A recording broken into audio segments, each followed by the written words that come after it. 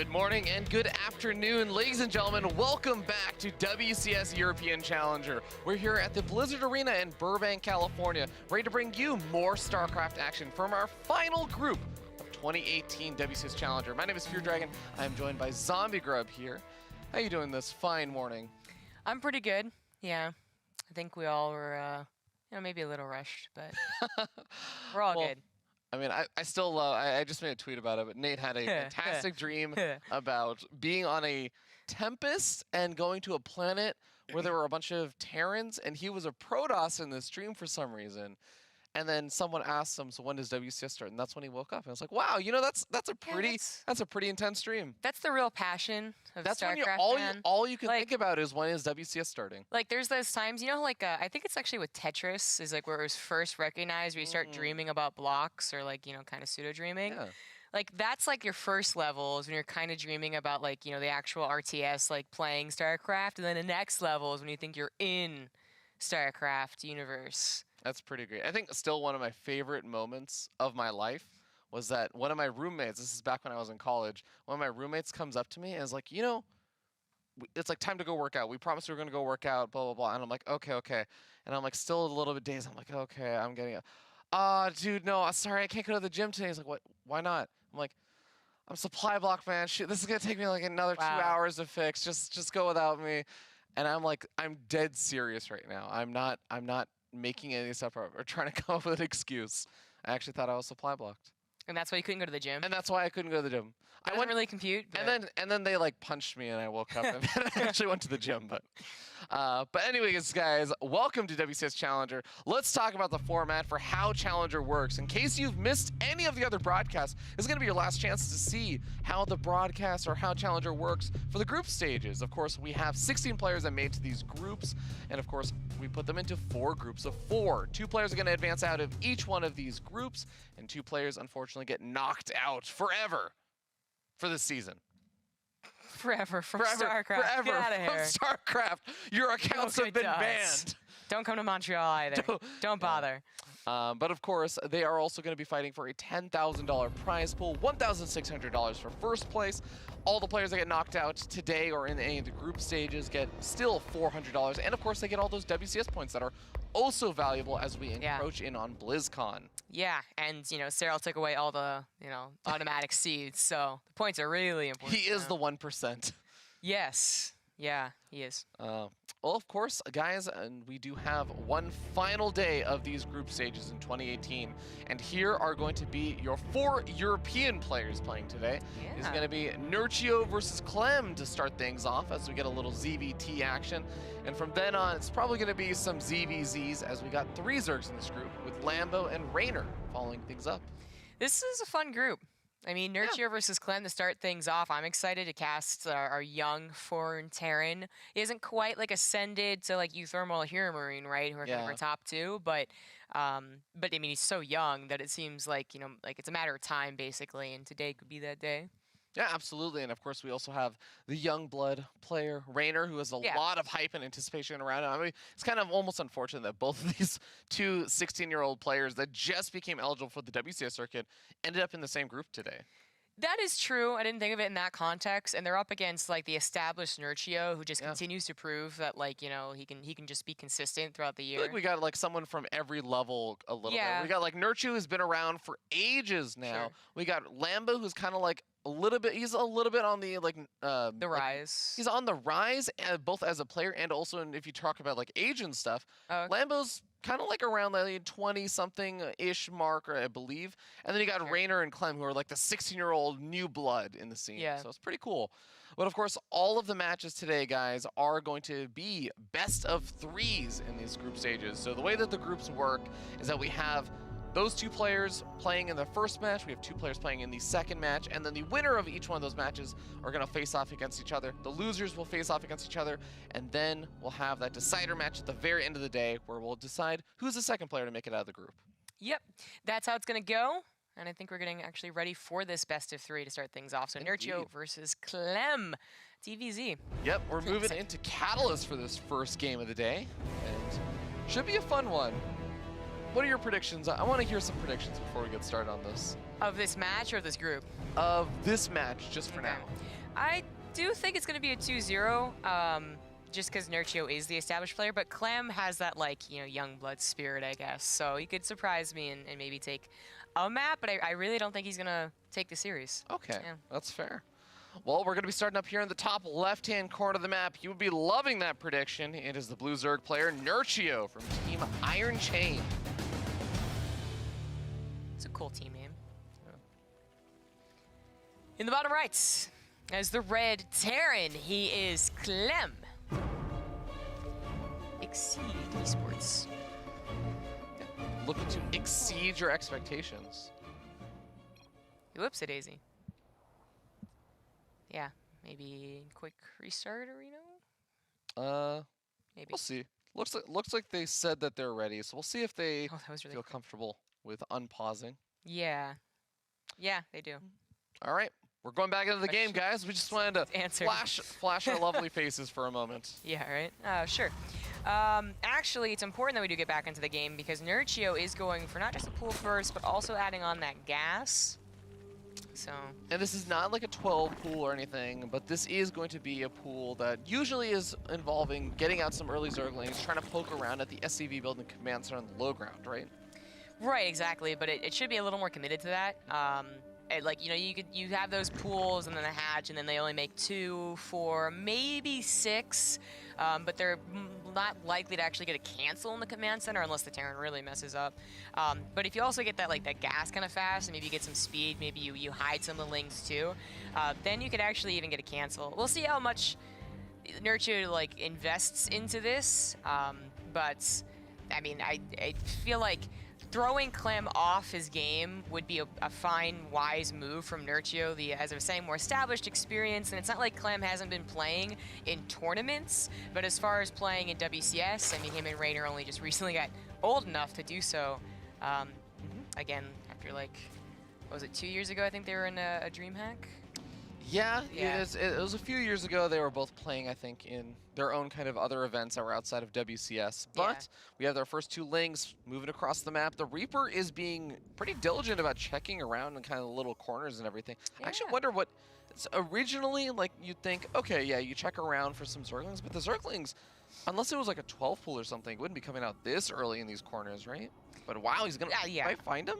I mean, but Nerchio's timing is pretty usual, but the Reaper, what else is going to do besides patrol, I guess? Yeah. But Nerchio sees this with his Overlord, so he knows exactly how he can send his lings. He knows that Clem is on guard about being pool first. Now, Clem is doing a 2-1-1, so he's going to have a decent number of Marines, but if Nerchio were to make a decent number of lings, try and get a surround on both the Reaper and the Marines, because he's going to have speed, that would be problematic. Usually you have the Terrans like set their Marines on like the ramp, but even that sometimes isn't enough. But Nerchio is just going for that third hatch right now, not making any surprise number of lings, not yet, but speed is already done, so that Reaper should not be an issue. Yep. Reaper already getting pushed back. It's been able to scout out that third base, like you said. And ooh, was that a kill on creep? No, cancel on the creep. Oh, okay. Really nicely done by Nerchio. I was gonna say, it seemed like a little too far gone. But. Yeah, I really thought that it was actually already dead, but Nerchio able to keep that alive, saving a bit of energy for himself. And of course has some lings on the other side of the map, but the command center is already finished up, and he's gonna have a hard time breaking that number of Marines now. Maybe if the Reaper wasn't guarding, he would have made more lings to back that up, but this really just turned into a normal-looking TVZ. No delay even in the command center, right? Yeah. So Clem's going to be able to execute his 2-1-1. We'll see if he's adding any like complications to it, basically. We see a lot of the Koreans, actually... a lot of the Koreans, especially the guys from Janair, are really mixing things up as the follow-up. So, okay, yeah, actually we see it right now. Clem is going for Hellions. He's not swapping off that reactor. So this, is going to come with an armory as well, and this is going to be not just a decent number of Marines, but with a lot of Hellbats, and the trade-off is you don't have as much, much medevac production. All right, I can definitely dig this. We end up seeing a lot of Terran players able to hit those Zerg players with very, very strong and scary attacks, and I feel like Clem is definitely one of those players that I think of as being not a hyper-aggressive, super all-in player, but he's definitely someone who can throw out a lot of very scary aggression that can be pretty difficult to deal with. Yeah. I feel like there's a lot of like Terrans both in Europe and NA, but the foreign Terrans, right? That they'll do a lot of these pushes, and then you'll see them like mature and adapt, and then they'll like go more for like the 3cc builds and whatnot. But certainly they still work, and certainly they can lead to like again like kind of punching above their weight. So the medevac is not, you know, that's normal, right? But this lack of second medevac, maybe Nerchio thinks it's gonna be somewhere else. Maybe he's not even thinking that much about it being just a lone medevac, and his Balance is gonna be late. We're gonna see how his Queens can control this as he now confirms, he sees that it's Hellbats. Yeah, Bailey Ness is only just now starting up. The Queens, ooh, able to get in on top of that medevac, getting a lot of damage on it, but are the Queens gonna be suffering a lot from this? The Queens are starting to go down one by one. The medevac is very low on hit points. There's a Queen very close to it. A second medevac does join the fray, but most of the Hellbats have been taken care of. So have all the Lings. It's mostly Marines left over. Yeah, it looks like this will eventually be cleaned up, but you know, it's Marines with stim and 2 medevacs still alive. That one got very low but wasn't actually killed. So that's where all the Queens suddenly just die without transfuses. The Lings are coming in just a little bit too slowly. They need the support of the drones as well, but luckily they are surviving this encounter. So still 13 workers above the Terran. It's not a bad spot to be, but losing all of those Queens, that's expensive. Yeah. Only one Queen out on the map right now for Nerchio, and these Marines going to be joined in by another Hellbat and a couple more Marines actually rallying across the map. It seems like Clem is not done by any means with this, and the Hellbats are going to be so valuable for the continued aggression, but with 3 more Queens popping out at a time, it seems like Clem is going to have a really difficult time trying to make this work anymore. His follow-up to this is grabbing more barracks immediately. Actually, I think we should see like a 3rd barracks too. Oh, well, anyways. But he's not going for a 3rd CC. Okay, there's the 5th barracks. There we go. Maybe that was a little bit late. Maybe that was part of the build. I'm not sure. But like this is continued aggression. So while he can't really do a lot of drops anymore, this seems like a very like just like small force. And now we have Baneling, so this really is not going to be that scary of a force anymore. Yeah. It's just like Nerchio is still kind of like trying to make up for lost time. And he still doesn't have a 4th base. 47 workers is not an ideal position to be in at all, even though it's still above that of the Terran. And we are in a situation, though, where Clem, it seems like his army is starting to get cleaned up once again. The Banelings, while they don't find the most amazing connections, it's plenty good enough to clean up most of the Marines and most of the Hellbats. Yeah, I really wonder, like, I mean, that second push, if he had saved a lot, like, more of the Marines, maybe I would have not minded, but, like, going continued into Hellbats, it's pretty much been proven just, like, not to be that good. Even if you try and split them like you would Marines, like the kind of, they're basically chunky, right? So the Banelings still get some decent splash on it. They're not really reliable as far as, right, like continued splash goes. So I'm glad to see he's transferring over into Widow Mines. Unfortunately, the medevacs will most likely die. There's so many Queens. Barely gets away. Yeah, gonna survive for now, but I mean, at what cost? He ends up losing quite a bit of the rest of his army. Bailings off of creep do get picked off. The Queen's also off of creep, gonna get chased down a little bit, but I think there are more than enough here, especially with a couple of transfuses available for Nerchio to defend. He's even taken a 4th base before Clem has thrown any 3rd base down. Yeah, but I think that might be okay. I mean, he also has a macro hatchery, so that's where a lot of his minerals are going into, but it's continued production. He really heavily delayed his lair, partly because I guess he had to, and now because I think he realized that Clem is the type of person to go more into the aggression. Obviously, that's what's happening here, but also just still being onto base. We just now see a 3rd CC started, not that far along. So Nerchio, I think, is reading the situation very well. Oh, yeah. Clean defense is going to be a very, oh geez, no, that's Clem. the worst thing that could happen. Okay, if they got in the main, that'd be the worst thing to happen. It's actually okay. I was gonna say he's gonna leave a few Lings over there. He's gonna pick off the SCV, build that command center, and he forces Clem to pull all the way back home, though. So now suddenly this is the moment where Nerchio's gonna know. He doesn't have to worry about anything. And wow, that SCV actually managed to survive. Yeah. So even though he's at, like, now the work account actually looks really bad, right, for a Zerg. I mean, almost level with a Terran. That's not great. But now's the time. He has 12 Queens. Like, his anti-air, as long as they're in a fine position, is going to be fine. And they'll have a lot of transfuses. You don't spend this many Queens worth of energy on creep, all right? It's just not going to really help you. Like, he should be able to, like, go up to maybe even 60, 65 drones on 4 bases. Ooh, Queens are going to be very far out of position to help that's deal with this, though. But there are also 2 medevacs on the right-hand side they need to help deal with. One Queen gets a bit of chip damage away at that medevac that's already a bit lower on hit points. Ooh, Widowmine's going to be a little bit problematic. Ooh, unburrow on the Widowmines and reburrowing them, preventing them from going off. Going to keep them alive for these Banelings and the Lings, but ooh, Marines picked up the last second. Not able to get the damage done he wants to over there, but he finds that damage on the right. Yeah, actually gonna target fire the hatchery. The Queens are coming though, and they have a lot of transfuse, so they could save it and then help clean it up, and that's exactly what's going to happen. That's so much transfuse. Yeah, you have to kill the hatchery 3 times over to actually deal with that. Exactly. I do think this was probably one of the better moves Clem could do, though, because sometimes splitting Queens and it being a little bit more difficult, even if you have creep spread to all your bases and they're like, okay, speed movement, like it's sometimes difficult to do. But Nerchio has managed to hold. He had on a roach form. I don't know how much he really intends to go into roaches. Yeah, Marine's taking a bit of damage over here. One of the medevacs also getting target fire down.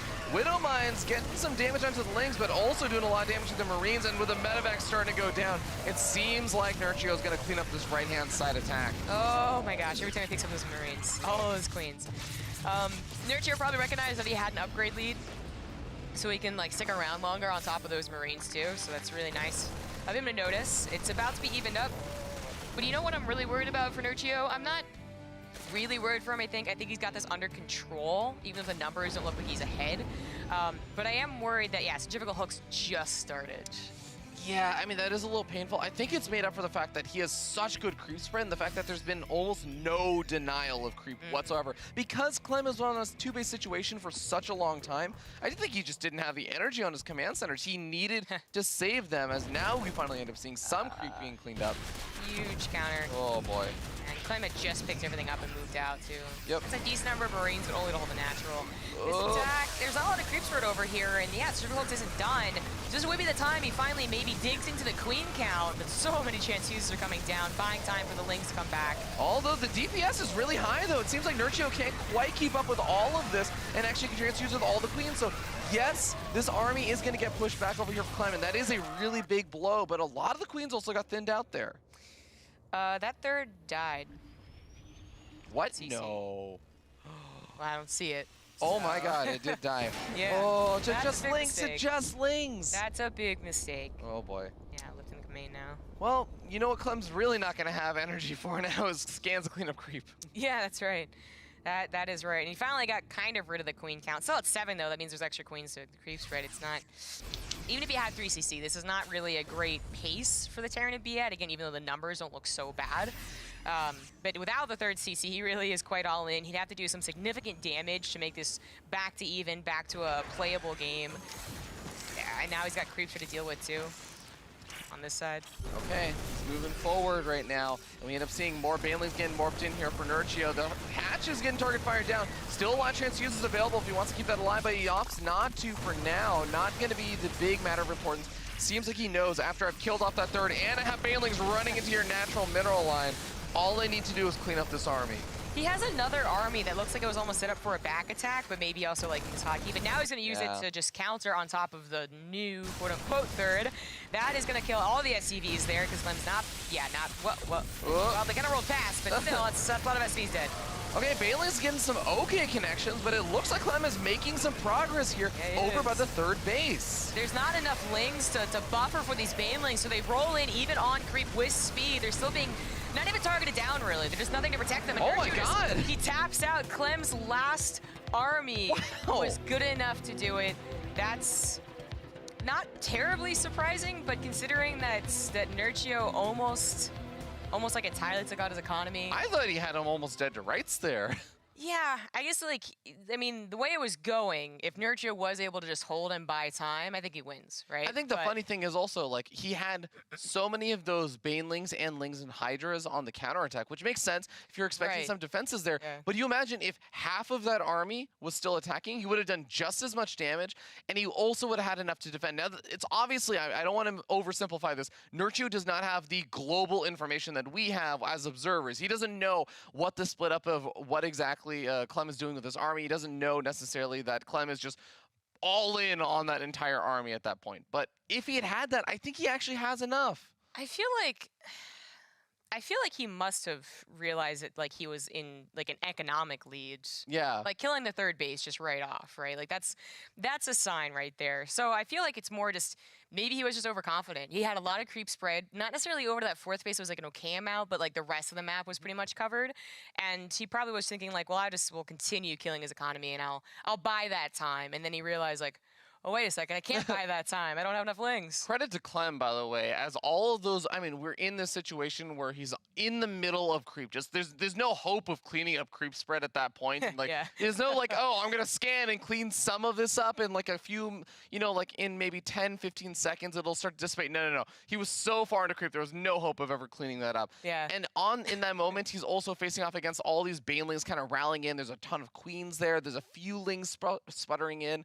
And he's target firing down each one of these banelings. If any one of those banelings connect, suddenly there might start to be a little bit of hope there for Nerchio, but Clem does a fantastic job with that engagement. Yeah, it was really like Nerchio had a decent number of banelings prepared. I want to say like 15. There was like a decent number, but he had just like only 15 lings, and those like 15 lings dies very, very quickly. If he had 40 lings with a partial surround and the 15 banelings, like I don't think Clem actually snipes all of those, you know, before they reach him. But there was nothing to protect the banelings as they rolled in. Obviously, the queens don't do a good job of that because they're, you know, range. So it was kind of easy for Clem. And I mean, good on him. Like the last hurrah, the like, you know, I don't care about this creep spread. I think I got you. It was the right move. I mean, the forever two-base Terran right now. Even when he tried to take a third, he didn't need that third zombie grub. He just took his main base, put it over to a third base, and that was like, okay, we're still two base now. Yeah. But it looks like we are seeing a little bit of a delay. I think that Clem has to restart his game. Right. Just to get things started. Make sure that everything is hunky-dory. Absolutely no lag. As sitting up 1-0, you don't want to give up that lead. It's A-okay. It's hunky-dory. Hunky-dory. I mean, we have to use very PG-appropriate terms for Clem. So when he rewatches the broadcast... I mean, we can use PG-13. He's over 13. I know. Shh. Oh, okay. My favorite thing is watching Smix at the events, or like just around Clem. And I think you've mentioned this before. Yes. How Clem just must feel terrible because he is so adorable, but he must be so tired of people calling him adorable. Yeah, like him and Raynor both. Yeah. I mean, Raynor seems like, I don't know, he's like smiles. He seems like he doesn't care about anything. But but still, like imagine when you were 16 years old, sophomore in high school or whatever, and you're just like this older woman. They say Smix is an older woman. Yeah, I was like, whoa. Smix, oh God. But she is older than him. And don't she's clip like, that and send it to Smix. And you're just like, oh God, stop it. All right, ladies and gentlemen, we're hopping on to 16-bit as we jump in and introduce the players spawning down here in the bottom left-hand corner of the map. Kind of the favored player, or I would say the old dog. We have our Blue Zerg player, Nerchio, sitting down 0-1. It's a lot of prize earning. He's been around for a while. Yeah, and the top right, as the red Terran, he is Clem. Not nearly as much earned. You know, give it a year. He'll get up there. You think? I think so. I think in a year he will start to like win. So I want to say like a year and a half. I actually think within a year he'll hit at least 30 or 40K. Really? I think so. So he has to. Well, he's not gonna. I mean, let's just assume he doesn't go to BlizzCon unless he goes really. Yeah, you know, I'm trying to do the math on that now, and I'm like, actually, that is pretty ambitious. Yeah. He plays in a lot of online tournaments as well, though, and as we've seen with players such as Bly, that prize money can add up. That is true, but I don't know. Like Bly is insane actually about how many games he plays. I mean, Clem still has a bedtime. Yeah. Well, I mean, sure. Yeah. But. Anyway, so we're not gonna have like Nerchio's last game started off a little weird, but clearly it was Clem who like dictated the pace of it. He was the one that did that mid-game attacks, like non-stop pressure, ended up working. Nerchio, despite having a billion queens, well, I guess he lost a couple at the end, but actually couldn't produce enough lings along with the counters he was doing to keep up at the very, very end. And like again, if he has a fifth base that Clem maybe spends time on, or Clem does wait for a scan or two, it could be a very different story, but not so. Like that's how I would imagine Clem does take the game though. He piles on the pressure and then he uses his multitasking, there we go. Because like those drops didn't do a whole lot, I still feel like they kept the pressure on for Nerchio. Yeah, honestly, I felt like in terms of a lot of the momentum of the game, it felt like Nerchio was kind of holding, and he wasn't really taking massive drone losses. He was getting these run-bys done, and he just felt like he constantly was able to progress his game forward. Like, he was eventually getting up the banelings, he was getting the creep spread up, he was eventually getting up more and more of these queens, he was getting up a 4th base, whereas it felt like Clem was very stagnant and just kind of committed to this pressure. So if I really do think that if Nerchio had been able to survive for even like another minute longer, I actually think it would have been too much that Nerchio. I think it would have been, give that game a minute and a half more, and it actually looks easy. Nerchio has like, tons more banelings, tons more lanes. So I think that Nerchio was kind of like walking that line, and he eventually got towed over to the other side. So I don't want to give a huge amount of favoritism going to Clem in game number 2. There was that assumption, definitely from me, that Nerchio would continue holding like he did for that entire game. Like maybe on a razor thin edge, but still like enough because Nerchio's a pretty experienced guy. But I don't think he was very happy. I think he also had that moment at the end of the game where he was like, oh, wait. Oh, darn. Okay, hold on here. Yeah. But 16-bit should be very different. Catalyst was our shortest map. Maybe why he opened up the way that he did without actually doing anything with it, because he realized, Clem was going to be on guard. But now we have 16-bit was a huge map. You're going to have that in-base natural, which Nerchio took, by the way. We didn't really talk about this, but Zergs don't usually take it as their natural. Ooh, nice kill on that creep tumor. Kind of double check yourself. Yeah, I was like, wait a second. No, but yeah, it was the first creep tumor being put down. So that is really nice. It's kind of underrated, the value of that, just because if you delay the creep spread between the main base and the 3rd base, it doesn't seem like a huge deal, but does just make it a little bit harder for those queens to move back and forth. They have to spend a bit more energy on that, and that means that they're not as prepared to deal with things like the Hellions or the Banshees. Which is what we're getting. Yep. So 2-on-1 last game, he mixed it up with the Hellion aspect to it. Now we're going into just the 1-1-1.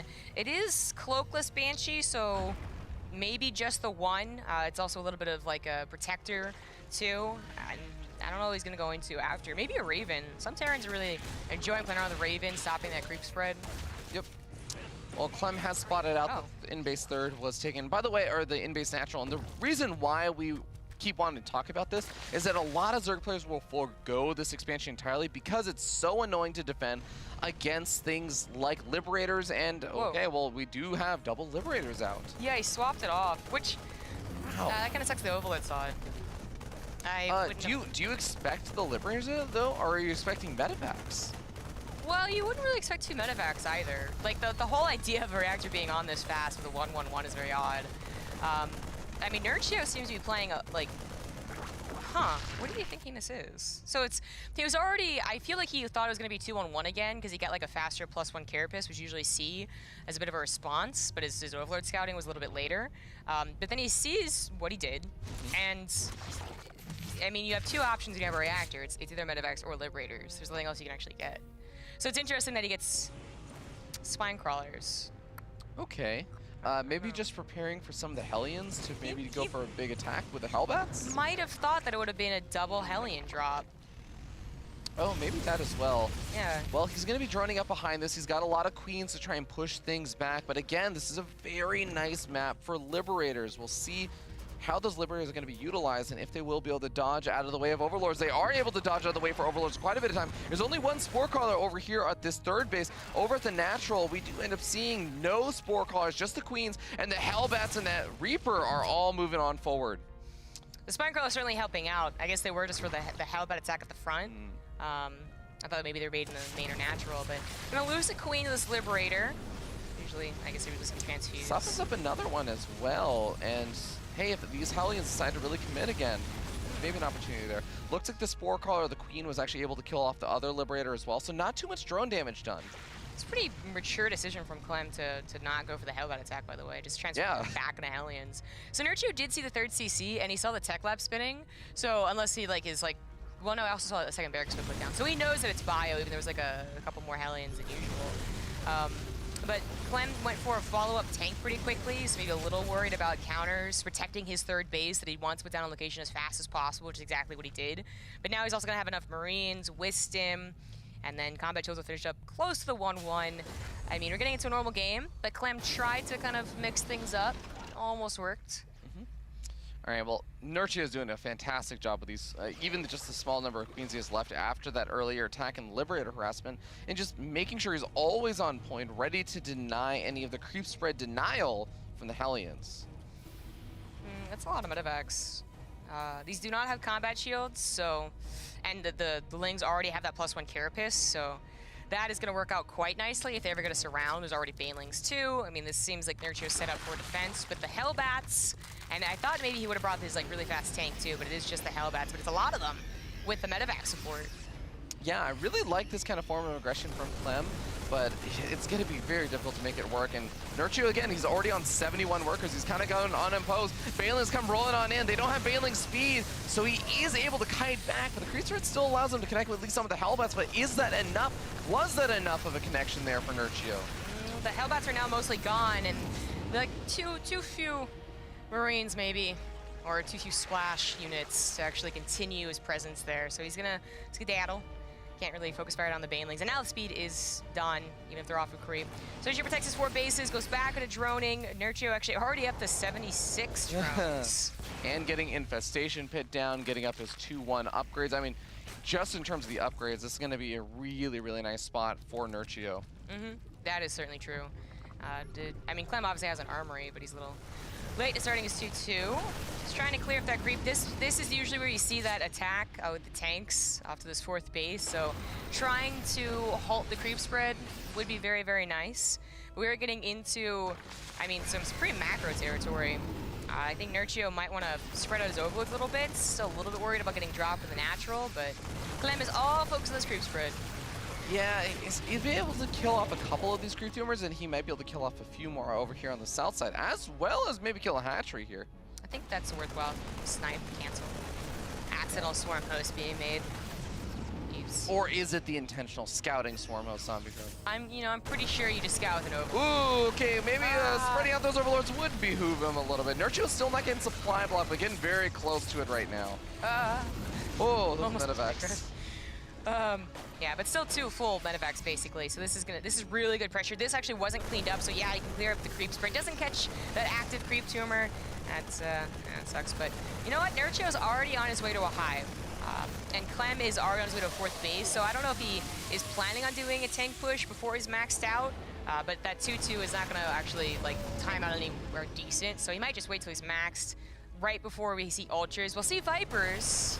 Certainly going to complicate things. But yeah, I think that's going to cause a lot of problems for those siege tanks of Clem. But Clem has been, I think the big thing I love about this style is even though, yes, he's gotten into this kind of macro-ish game versus Nerchio, he has just been relentless with this aggression. I don't think that there's been more than a 30-second period where he has not put some pressure on Nerchio. That's true. Nerchio is going to try and do something in return, but this is not really enough Lings. The reinforcements seem to deal with it perfectly well. That's not a ton of tanks, and they are like clumped up, but the Vipers are nowhere near ready to go. The hive is just finishing up. He is like kind of, I mean, he's being very bold on creep, and it might bite him in the butt. Oh, Banelings come rolling on forward, but they mostly connect with the siege tanks. Now they're connecting with their Marines, and I think that was a little too much damage for Clem. The Hydras come in to reinforce that one swarm host. Gonna be derping around, but you know what? Even that one swarm host is not going to be stopped. That was definitely bold on creep. Also unsieging his tanks. And also, like, it was right before 2-2 was going to complete. Oh. Really hoping to have, along with that really nice position around the 4th base. Instead, he loses it. Nerchio takes a pretty good fight. Doesn't really want to go off creep too much, but actually might be a tank worthwhile trying to... If there were more Lings, I guess he would get it. And now Nerchio is not only on that hive tech, but he's getting up that +3 armor upgrade. He can throw down something like an Ultra Cavern if he really wants to, and just get ready for that next stage of the game, because he has a little bit of that breathing space. He's got those 75 workers, and he has also been able to, okay, he might need to remake a couple more of those Banelings before he can actually really start focusing on that stuff, but he's in a pretty good spot. I think so.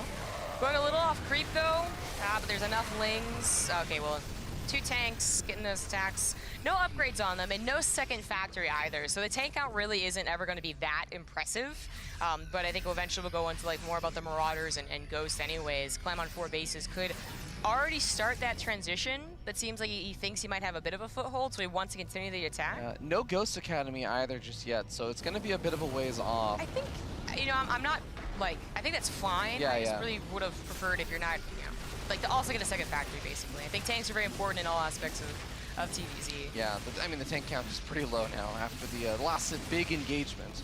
Yeah. And it's not like, a lot of Zergs are actually pushing off that Ultra's Cavern. Obviously, Broodlord's a little too far of a reach as well, but eventually we'll see those. And yeah, okay, now Clem is adding on second starport and a Ghost Academy, but fight coming in here. It's going to be off of creep once again, so is Nerchio really going to commit? All right, Blinding Cloud does nail down 2 of these siege tanks, and it looks like Nerchio is going to have enough to clean this army up, or at least push it back. So Clem going to be forced back to his planetary fortress, but this is the kind of funny thing. He's actually not that far from Nerchio's side of the map as well. So that means that Nerchio could continue to attack. He's going to morph in some banelings, and looks like he's going to retreat for now. Yeah, not banking enough, I think, to really do a potentially bad attack, especially on top of a planetary. But yeah, I mean, Clem is transitioning to now deal with more of those, like, hefty late game units, basically Ultras. A lot of Zergs are realizing the power just like Baneling Hydra has, as long as you can kind of remax. And with 72 drones on a lot of bases, now with a new one on the way, well, maybe sniped, maybe no, maybe. He's just trying to decide which base do I want to kill. Yeah, right? Okay, there's no second Spore Crawler, but that's going to buy some time. Clem has a large army on the front door, but his army is also there. Whoa! Blinding Cloud, that's actually really well positioned there, and that's going to allow these Lings to flood on forward. That one siege tank eventually does get picked up, but the Hydra is slightly out of position, not really well defended anymore. Whoa, he accidentally clicked on the rock, so the Banelings were in prime position to get literally every single SCV, and he still gets 12. They also wasted themselves on the rocks, so on 4 bases, now going up to 5 bases, 12 SCV loss, not that big of a deal. Yeah, maybe I think Nerchio getting a little bit distracted by the double medevac drop that's over here on that was on the south side of the map, as well as those Hydras having to try and disengage because they didn't have the support. So Clem kind of finds a little bit of breathing room for now. Clem's going into +1 vehicle weapons now, but still like no second factory. It feels late. It feels like you need tanks, I think, as we see, like we still have that Baneling Hydra phase, right? So I like continue making tanks. Yes, get the upgrade. I just kind of wish that it was sooner and there were more tanks in the mid game. But Clem was going for a different style, so it's like just like it obviously didn't work. Now we're going into Supreme late game though, where you really would have, I think, wanted to have like +1 ship weapons on the way, or maybe plating. But at least he's getting the upgrades for his mechanical units. Okay, well, Clem is slightly out of position for this massive flood of Lings swarming into the natural once again. One of the supply depots was down. Blinding Cloud's coming down, and those Marines do not split in the correct direction. Planetary Fortress gets taken out, and the Hydras are going to be able to clean up any of the SCVs trying to transfer back. The Ling's still inside that 3rd base, and it seems like this might be a bit too much damage for Clem to recover from. I think so. He dips below 100 supply.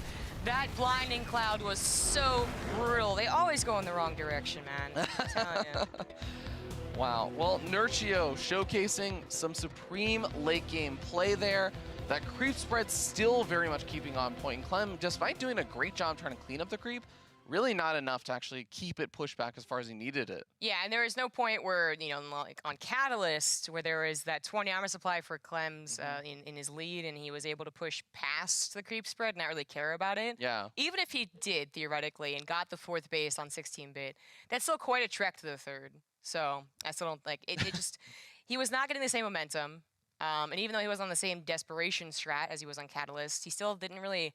I wasn't really convinced by his transition to late game. I wasn't really convinced by his mid game, to be honest, past the point of like, oh, this is decent pressure. I mean, maybe that is part of the cost that you pay when you are being so aggressive, constantly, never relenting on any of it.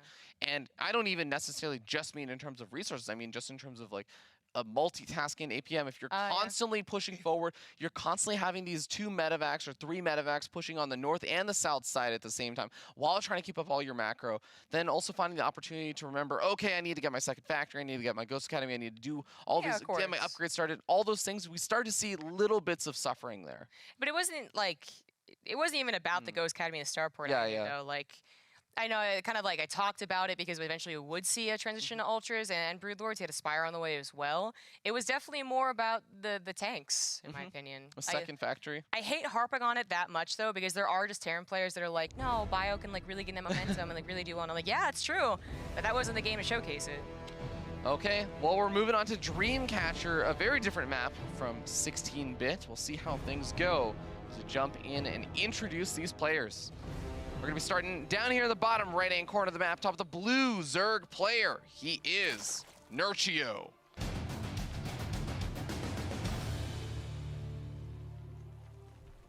In the top left, as the Red Terran, he is Clem.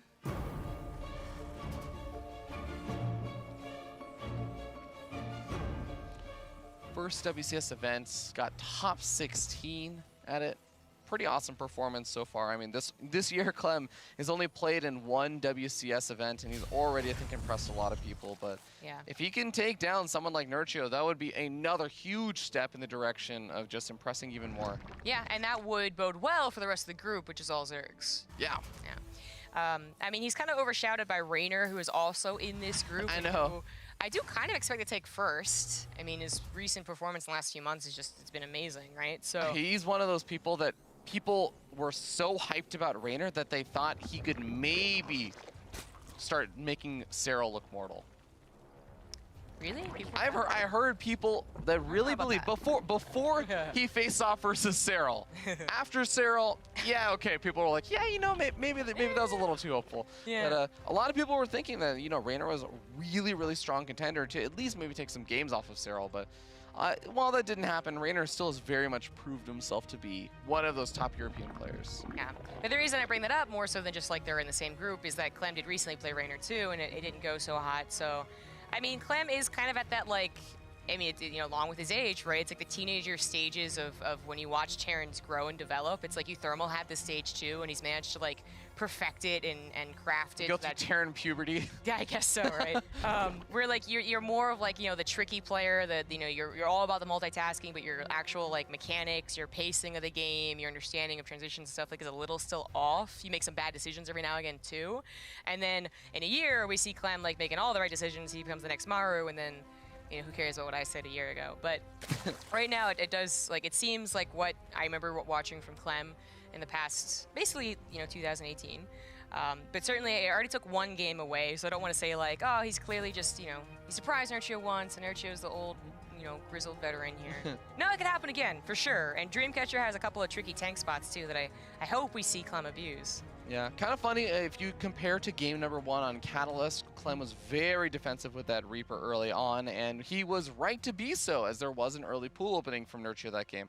But this game, we don't have that super early pool. It's just a hatch gas pool. We got a third hatch already down, and the Reaper finally moves across the map and sees, okay, you were just playing it out safe and standard. So Reaper misses a little bit of opportunity to be annoying and harass, but it's not the end of the world. Clem is going for a 2-on-1 again, and this is, Dreamcatcher is the map where I see most of those Green Terrans I was talking about in the first game go for the faster tank follow-up on 2 base, but they still get both upgrades. You know, they basically just delay their third CC, so it's like almost that 2 base all-in that was originally the trick to 2-on-1 when that build was first introduced back in like 2016. We might see that. We'll see. It basically has to do with his third barracks timing. Yeah, much earlier Baneling nests compared to the game on Catalyst, though, here for Nerchio. Well, you know what? So far, it's been Hellbats. That kind of, like, trips Nerchio up. Even in that last game, there was a moment where it was like, oh, if he didn't have Spine Crawlers, like, maybe. But obviously that went okay. Okay, well, Clem about to get out his first set of Hellions. The Starport is about to finish up as well. And Hellion thing again. Yeah.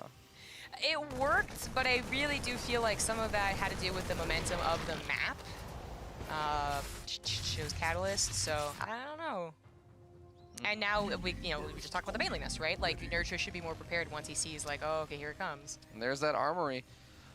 Also, of course, I like that Nerchio spending a little bit of time. I mean, most Zerg players will do this, but spending a bit of time knocking down those rocks, making it a bit harder for your opponent to move in from all the different angles they would normally want to.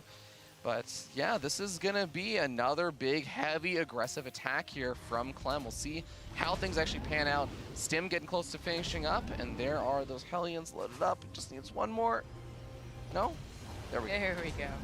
There are, is not an overlord anymore to see this. At the very least, okay, well the lane's moving out. It's just Ooh, SCV's here. Whoa, that's really? That's a fair number of them too. 6 of them when he's only on 29. You know, that actually kind of makes sense when considering in that first game the Banelings weren't there, and a couple more SCVs soaking the shots of the Queens would have been a big difference. But Banelings, I think they 10 of them just finished up, and that's when SCVs don't look like they help at all. Okay. Well, here we go. The Banelings moving on forward. There's not a whole lot of room to run away, though. Clem loses a majority of the Marines. There's still Banelings even left over. They're going to explode on the remaining Marines and the Hellbats. And this push, Nerchio made it look like a joke. Well, yes, and that is seriously game. Wow. So, GG. I guess Clem was banking on Nerchio being a little bit greedy again. Maybe like, you know, oh, Stream Catcher, I can hold off on that Baneling Nest type mentality. No. Nerchio was like, you're not going to surprise me. I mean, yeah, I think that's a really good way of putting it, right? Is that Clem took a risk. It's a kind of calculated risk saying, I think that you're going to play this way. I think that you're going to be playing a little bit more greedy and do things like cutting the Baneling Nest. And Nerchio just doesn't. So that's kind of just the way that the cookie crumbles. You take a risk, and you kind of got to live with the consequences. Yeah, there's also that chance that he could find the Banelings morphing and snipe them, which he also was hoping for. But they were already done. They were fine. Yeah. Well, Nerchio does move on to that winner's match. And of course, if you're a big Clem fan, that does not mean he is out of WCS Challenger by any means just yet. He is going to be just going to that lower bracket match, which will be